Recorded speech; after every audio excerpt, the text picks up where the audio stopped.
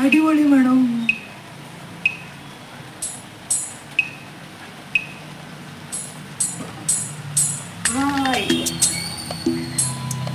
നല്ല മണം ആന്റി.